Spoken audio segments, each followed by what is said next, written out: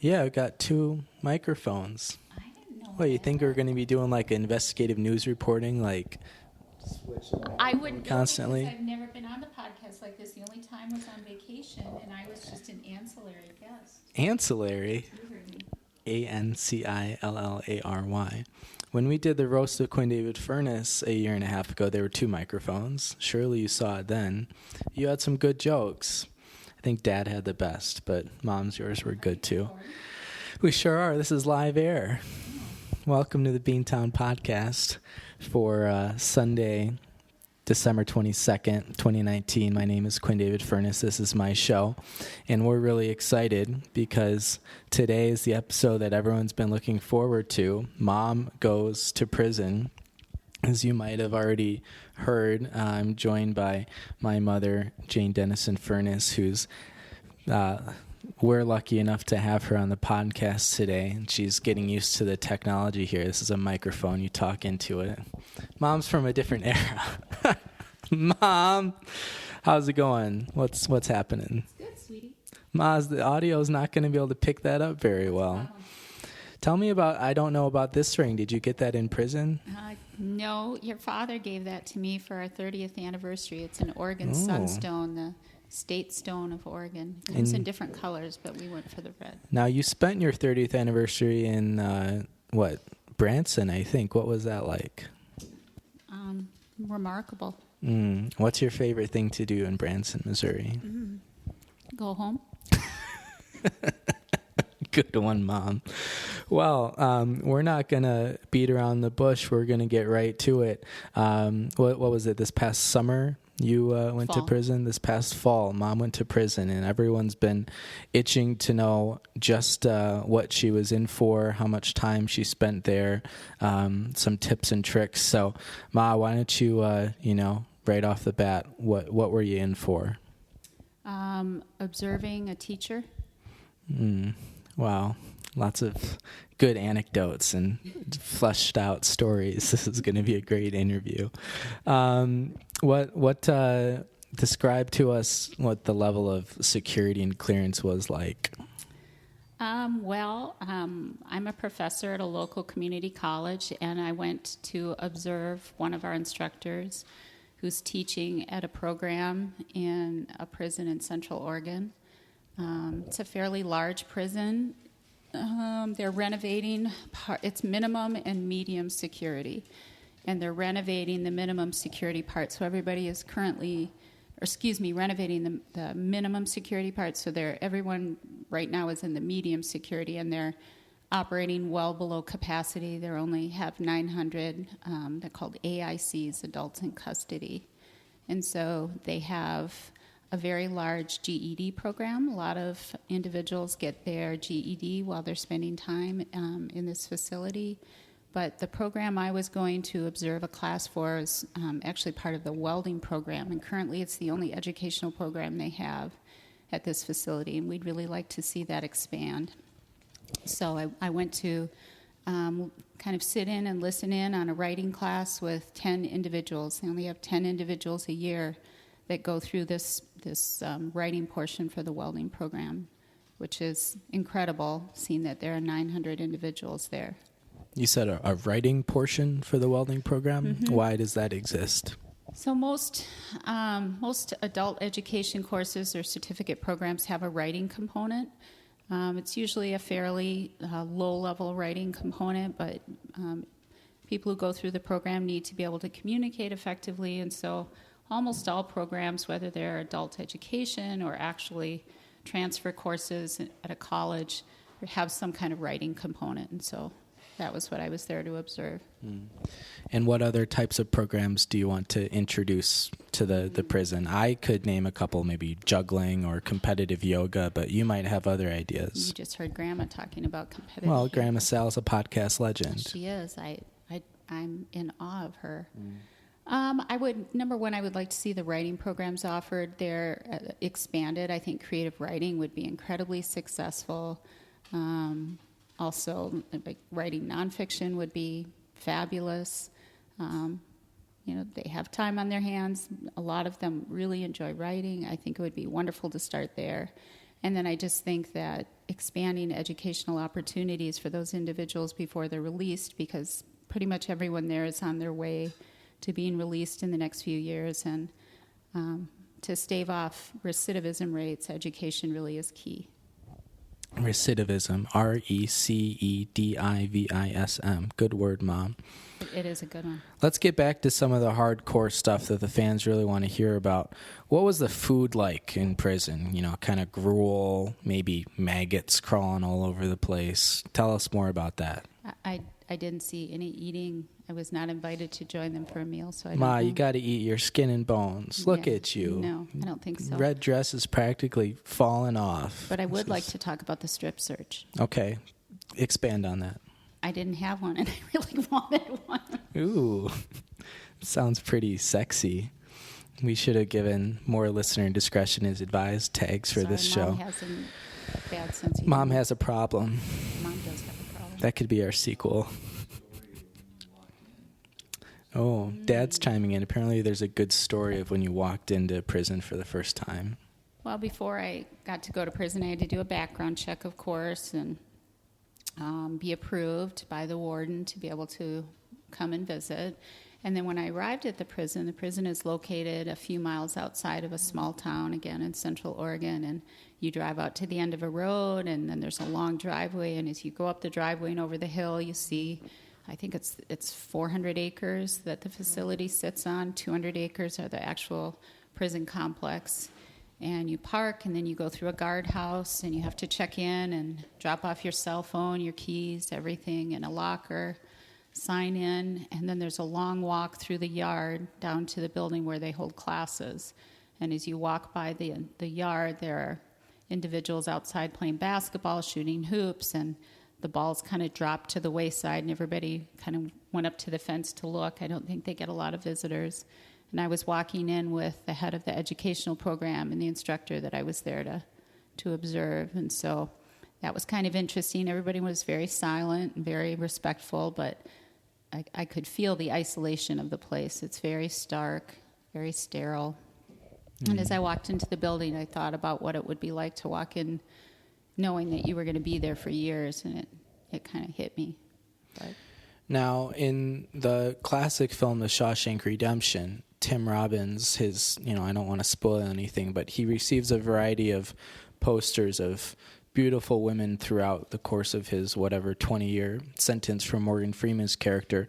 Mom, when you were in prison, did you have any posters of like hot firemen or John Stamos or something? That's an excellent question. Thanks. No. Okay. If you were gonna escape like Andy Dufresne did in that classic film based off of the Stephen King short story, do you think you would have done it the same way as he did with the rock hammer over 20 years in the wall, or do you have some other tips in mind? Maybe if our listeners are listening from prison currently, maybe you could help them out with some strategies. I'd probably, being a Shakespeare lover, go more for the Romeo and Juliet, pretend to die and then be carried out and, possibly buried alive. And then my dog Wrigley would probably dig me out. Oh, Wrigley. Too bad she's deaf and can't really see too much anymore. She's an excellent digger. Now, recently, you might have heard about this. Adam Driver was doing an interview with Terry Gross of NPR, and Adam Driver is very sensitive about listening to his voice, like a lot of people, but kind of in an extreme way. And he actually stormed out of the interview with Terry Gross right in the middle of it as she was playing his clip because he had asked her not to. Do you think you could foresee that happening with this interview? Well, turning my mic on might really change things. Thanks, Quinn. I'm pretty sure your mic's been on the whole time. Really? Yeah, as long as it's pushed all the way up. I can't understand these newfangled. So what was the question about Adam Driver? Well, he stormed out of an interview with Terry Gross, and some people have called me the Terry Gross of Rogers Park. And I'm a big NPR fan. I'm a groupie. And a lot of people Gross have compared you god. to Adam Driver, so kind of powerful My stature, anger, broad shoulders. Can you feel my anger? Is it visceral? Yeah. I have a lot of anger. Christmas anger is usually Christmas pretty big. anger. Wow, that's like Catholic guilt, but different. Yes. Tell us some more. What's really chapping your hide this Christmas season? Chapping my hide this Christmas. Boy, there's a phrase I've never heard before. Mm. Well, it's 58 degrees here in Bend right now, and although I'm really thankful that we don't have Snowmageddon like we've had the last few years, I wouldn't mind a white Christmas. I would just like to clarify that it's 35 degrees in Bend, Oregon. Yesterday it was 58, so. Okay. Well, not when I got here. It's too warm. Yeah. Well, it's supposed to rain later. That will be nice. Yeah. The I hope perfect it's Christmas. chilly because I want some snow. No more rain. We've had quite a bit of rain. What are some of your top prison survival tips? It can be pretty rough and tumble in there. I don't know if you've ever seen The Green Mile, but John Great Coffey. movie, Oof! King. Spoiler alert. So, Excellent. what are some of your tips so that you don't end up like Michael Clark Duncan in that movie? Well, I don't think that most people that end up in prison are there because they're bad people. I don't believe in that, but I think that as a society, we spend way too much money on incarceration and not enough money on preventing the issues that make it possible so that people end up in prison. For every dollar we spend on prison, every dollar that we spend on pre-K education, we spend $4 to $5 on incarceration. So we really kind of have our priorities backwards. I just have a couple more questions here, and we're about to get a little emotional. So my first question is, do you feel any remorse? I do, pretty much every day. I think a lot about you, and I think a lot about when you were young, and I've got remorse. Do you remember that scene at the end of the movie Flight with Denzel Washington when his son writes a letter and the school assignment is write a letter to someone who you've never met, and it's really emotional because he writes it to his dad, Sullenberger, and there's kind of a metaphorical thing because his dad was an alcoholic when he knew him, and he feels like he doesn't actually know him, which is why it pays off in the end.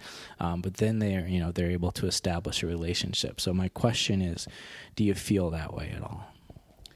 No, but I would like to draw your attention to another family classic, Christmas stalwart, and that is How the Grinch Stole Christmas, and especially the part where he abuses his dog, which is, really strikes at the heart of Christmas in many ways. Pets, love.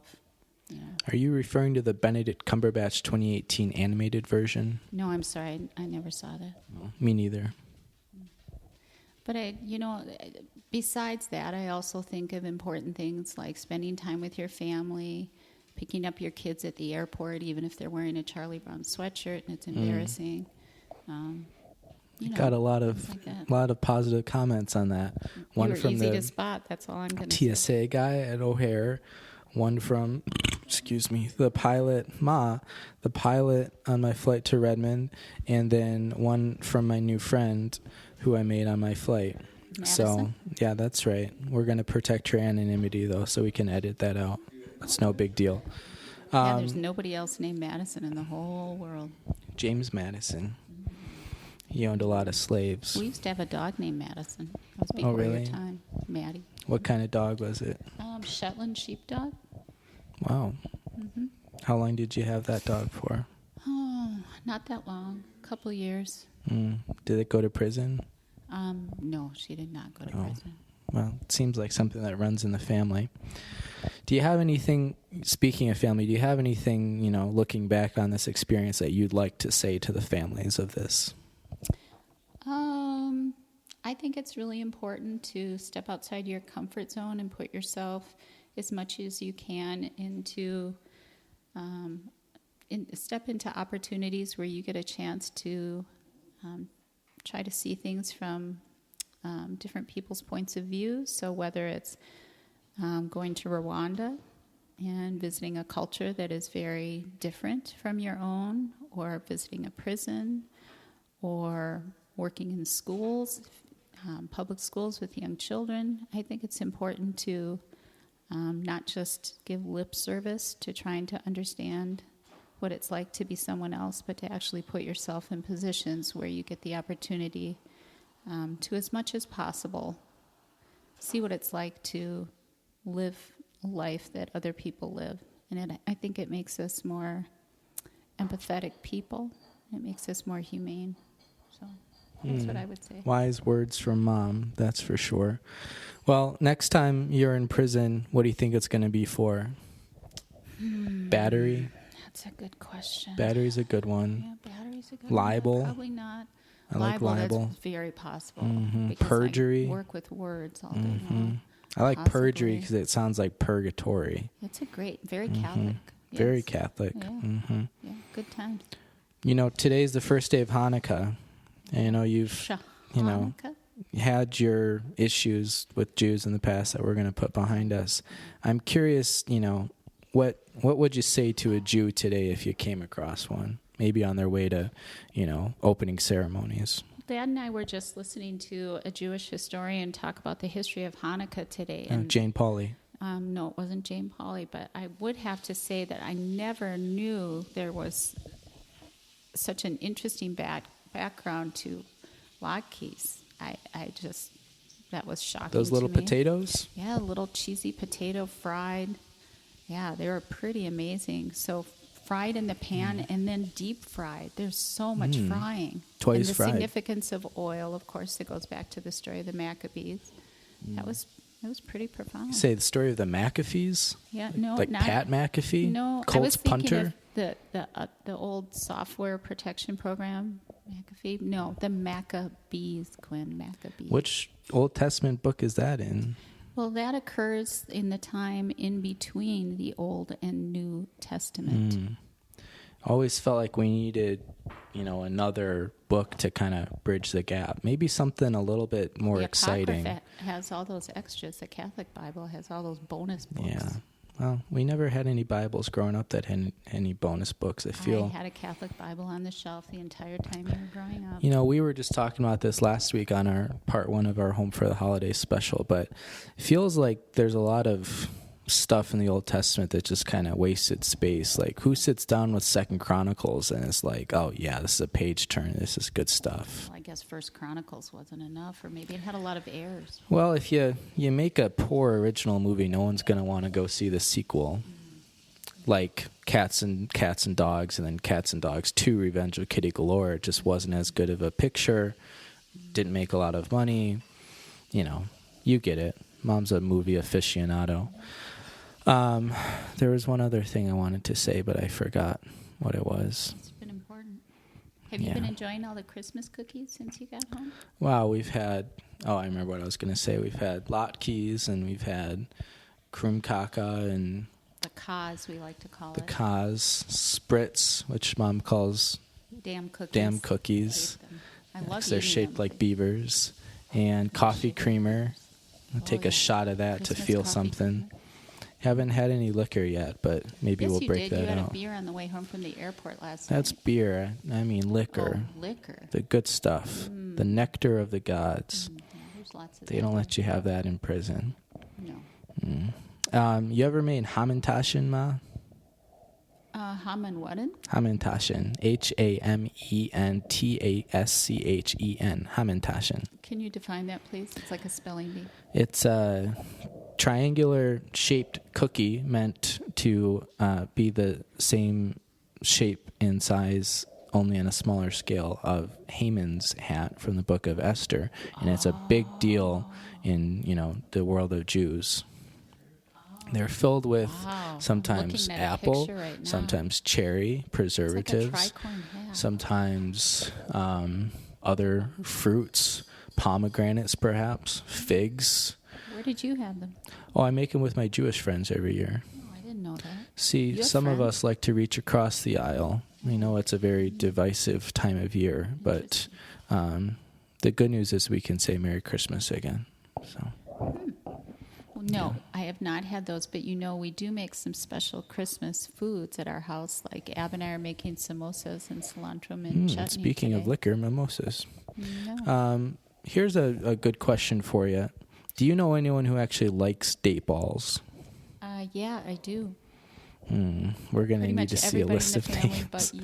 I don't understand this. So for the listeners out there who don't eat a lot of nut-based cookies, date balls are just dates with shredded coconut on the outside. Two of the probably worst things I could ever imagine in life put together. Yeah. I'd rather have Hamantaschen dipped in Tabasco. It's just, I don't really get it. What's this passion? What's this love for shredded coconut? Where did that come from? We live in, not anymore, but we lived in the Midwest. Not a lot of coconuts in the Midwest. Yeah, I don't know. I think it's that they're exotic and we have special foods at Christmas. And so I think that's how that all came about.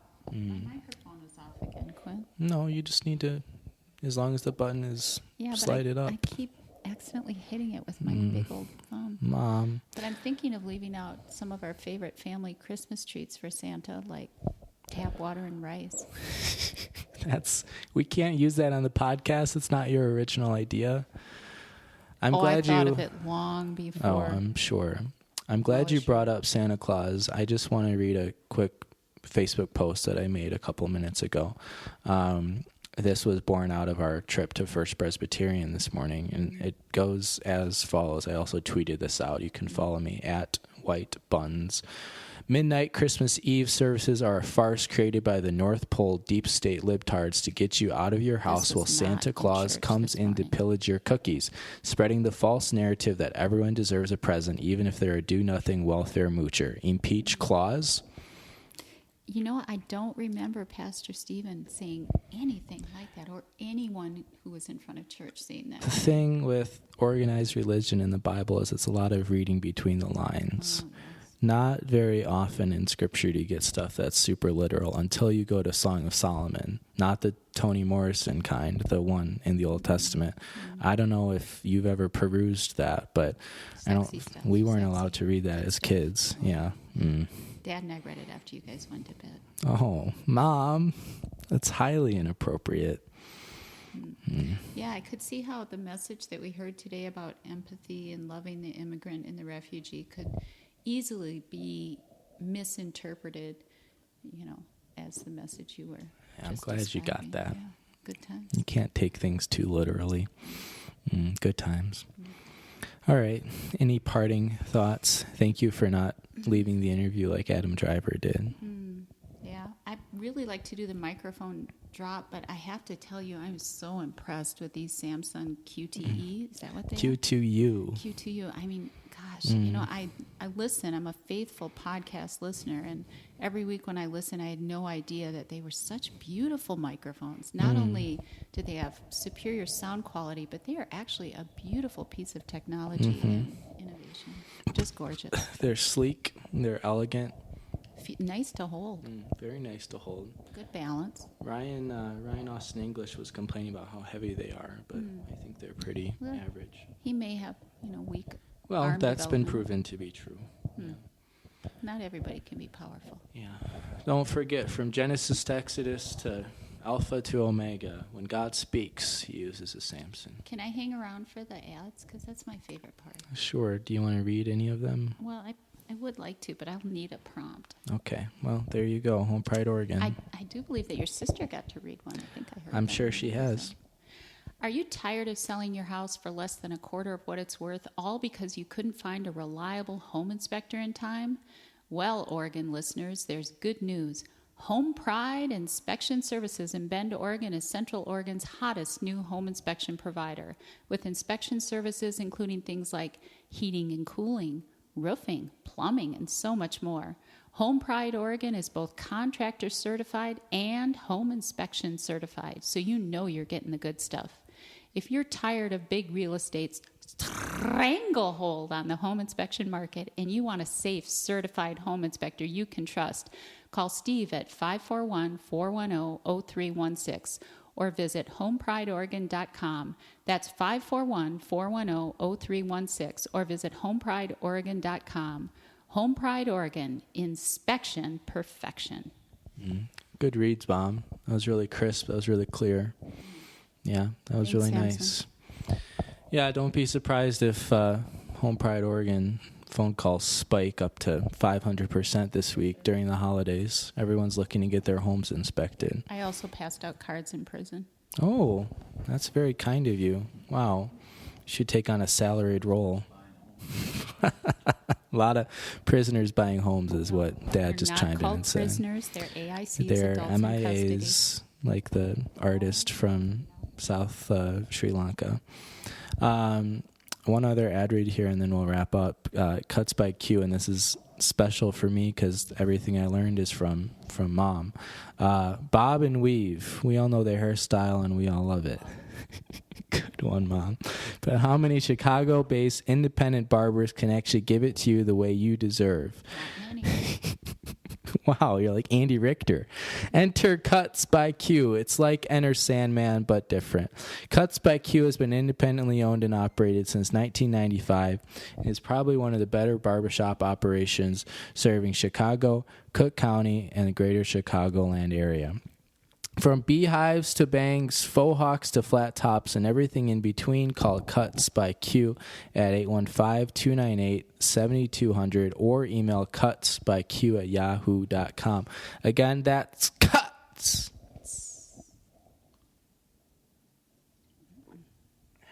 QUTZ by Q at yahoo.com. Oh, when you need a fresh do, something snappy and new, just call the experts at Cuts by Q. Good singing, Mom. All right. Well, this was your first fully featured podcast. It looks like you're still having mic issues over there. Any other parting words for the podcast? You know, if you go back to prison, it might be a while before we get you back on. I think one of the most difficult things for AICs is they don't have access to outside information. Like podcasts. Like podcasts, no internet. All of their books are really, really old. And I think that investing in education with AICs is one of the most important things we can do. Of individuals who have some college education and received it while they are incarcerated, recidivism rates are as low as 19%, but those who do not have access to education, recidivism rates are above 60%. I think that's pretty telling. And I would also like to put a big shout out there to Game Pigeon, which is pretty much underwriting our entire Christmas time together. It's really saved our family. God, it has. That and Trump. No. All right. Well, for all of us here at the Beantown Podcast, coming up next, very exciting. I have now, for the first time, physically gotten my hands on the Scott Farrell memoir. It's large, it's in charge, it's upstairs. I opened up the book and without page numbers in about 20 seconds found my section, which I think is kismet. It's going to take a really long time. I don't think I fully grasped how long it's going to take to do the entire audiobook. So it might not come out for a couple of years just because that's how long it's going to take me to read it. Can you send me the abridged version, like in 20 words or less? 20 words? Yeah. And that's giving you a lot of latitude, too. Leather, opera, and more leather. I think that was 6 words, something like that. Okay, that's good. You know, we should have, I was on the phone this past week with hashtag friend of the podcast, Matthew Fiedler, who I bought a copy for this Christmas season. And he read me the parts of the book, because I still didn't have the book yet. He read me the parts of the book where I'm featured. And it was interesting to see how Scott describes our interactions. Somewhat accurate. I'd say 80% accurate. But, you know, that's just about a page and a half in about a 500 or 600 page book. So if you're just looking for that portion, skip to about 37 hours in and you might get it. So yeah, that's about all I got. Anything else, Ma? No, thank you for inviting me on. It's been a real pleasure. Of course, you know, I wasn't expecting to be on the whole program, so this was a real stretch for me. Well, we kept it under half an hour. Not as big of a stretch as when I was born. That's the important thing. Yeah, that was, Lord have mercy. Traumatic for both of us. Yeah. Okay. Remember, I did slap the doctor when you were born by accident. Ouch. Sounds painful. It was. Wow. People are coming in, commenting on the length of the podcast, and we're not even done. That's highly unusual and extremely rude. Well, no, brother was just saying that because he's in awe that you could get so much information and misinformation in under 30 minutes. That's pretty incredible. It's funny. I was walking down the, whatever it's called, the Redmond Airport. If you get into the thing and then you have to walk down to get to the place where you can get out. And I said something to Madison, and I don't remember what it was. And she said, "Boy, you sure like to make up a lot of shit, don't you?" And I was like, "You get me." So I should have told her about the podcast. Yeah, I should have told her. I don't think she would have remembered any of it, though. If you invite her out, you have her card, you can invite her out and we go out. I do have her card. Drink. I will. Cool. I told her I would. Good times. Yeah, good times. She gave me a big hug Big when hug. she met me. Yeah. It was touching, moving. It could be love. Yeah. All right. That's about it for us. We're going to... Merry Christmas, everybody. Merry Christmas. Merry Christmas. One last thing here, and I think everyone in the family knows this, but I've been sharing this nugget with other friends and stuff who aren't aware of this. In the Rudolph the Red-Nosed Reindeer special, the whole storyline of Yukon Cornelius is that he's searching for something, precious minerals, with his pickaxe, and the whole movie he's completely unsuccessful, never finds what he wants. Well, there's a deleted scene that lasts all of 20 seconds that ABC cut out back in 1874, whenever it came out, where Yukon Cornelius, as Rudolph is flying into the air with Santa Claus, throws up his pickaxe, lands in the ground, Yukon licks it, and finds what he's been looking for all along, a peppermint mine, and they cut it out of the movie. Wow. And it makes no sense because it completely... You understand Yukon Cornelius' character once you've seen that scene. Did you ever see the blooper reel? The blooper reel of Rudolph? Oh my God, it's so funny. Wow. Yukon is a potty mouth. I didn't know they had enough money for blooper reels back then. God, they had to dub over most of what he says because he swears like a sailor. Well, he's from, the Northwest Territories or whatever. It's a little bit different up there. Uncalled for. It's a children's program. Well, maybe they didn't tell him when they were... How many children's programs are there where you're hunting the abominable snowman? It doesn't seem like... I don't know, but it also teaches kids to put their tongue on metal out in the cold, which is... Rudolph does? He's a Yukon. Well, he's a terrible role It's not model. as bad as A Christmas Story where it's like a challenge to, attach your tongue to the pole. He's just looking for taste. So. Well, he also was an anti-dentite, as everyone knows. No, he wasn't. He was pro-dentite. No. He's the biggest pro-dentite in all the North Pole. They didn't show in the blooper reel. You see that he is not in favor of what was the elf's name? Hermie.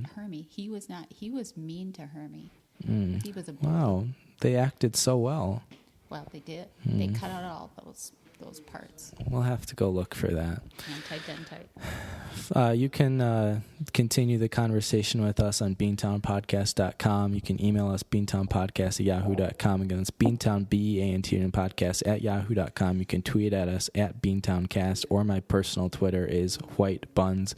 But you're pretty much just going to be getting Wichita State and DePaul basketball information. So if you're into that, great. If not, maybe look elsewhere. All right, I got to eat something. Haven't eaten in like 48 hours. No one feeds us. All right. Yeah. Take care. Merry Christmas. Feels good to be able to say that again. I'll tell you what.